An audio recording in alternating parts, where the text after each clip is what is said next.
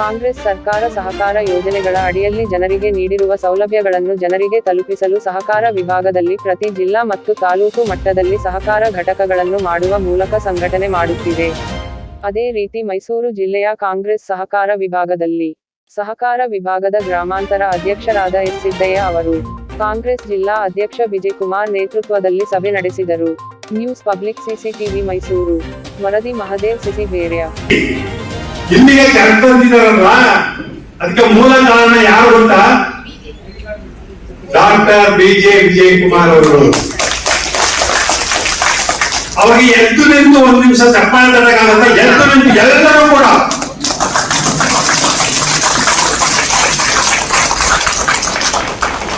ಅವರಿಗೆ ಗೌರವ ಪೂರ್ವಕವಾಗಿ ನಾನು ಹೇಳಬೇಕು ನಿಲ್ಲಿಸಬೇಡಿ, ಚಪ್ಪಾಳೆ ತಟ್ಟಬೇಡಿ.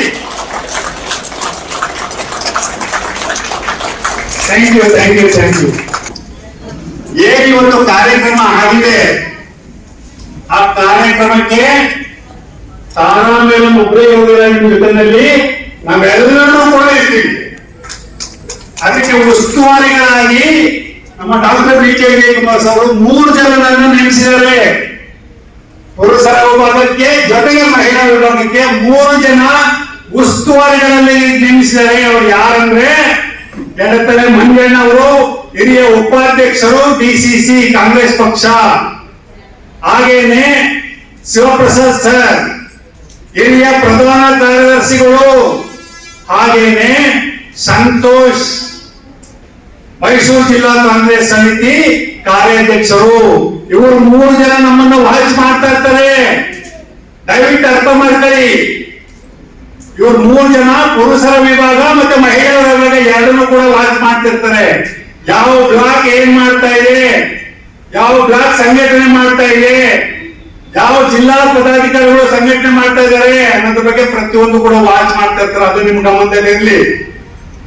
ಒಂದನ್ನೇ ಹೇಳಕ್ಕೆ ನಾನು ಇಚ್ಛೆ ಪಡ್ತೇನೆ, ಪ್ರತಿಯೊಂದು ಸಭೆಯಲ್ಲಿ ನಾನು ಹೇಳ್ತಾ ಇರ್ತೀನಿ, ಇಡೀ ಕರ್ನಾಟಕದಲ್ಲಿ 31 ಜಿಲ್ಲೆಯಲ್ಲಿ ಮಹಿಳಾ ಸಹಕಾರ ವಿಭಾಗ ಇರೋದು ಇದೊಂದು ಮೈಸೂರು ಜಿಲ್ಲೆಯಲ್ಲಿ ಮಾತ್ರ.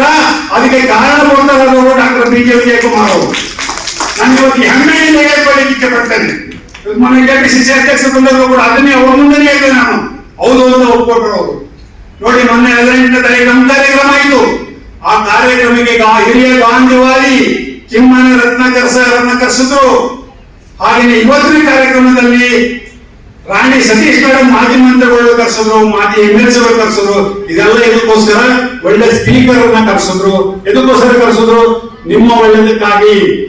Doctor BJ. ವಿಜಯಕುಮಾರ್ ಇರ್ತಕ್ಕಂಥ ನಿಮ್ಮ ಮೇಲೆ, ವಿಶೇಷವಾಗಿ ಮಹಿಳೆಯರ ಮೇಲೆ ಇರ್ತಕ್ಕಂಥ ಒಂದು ಕಾಳಜಿ ಮೇಲೆ, ಮಹಿಳೆಯರ ಸಬಲೀಕರಣಕ್ಕೋಸ್ಕರ ಅವರು ಇರ್ತಕ್ಕಂಥ ದೇವರಿಗೆ ಮತ್ತೊಮ್ಮೆ ನಾನು ಧನ್ಯವಾದಗಳನ್ನ ಅರ್ಪಿಸಲಿಕ್ಕೆ ಇಚ್ಛೆ ಪಡ್ತೇನೆ.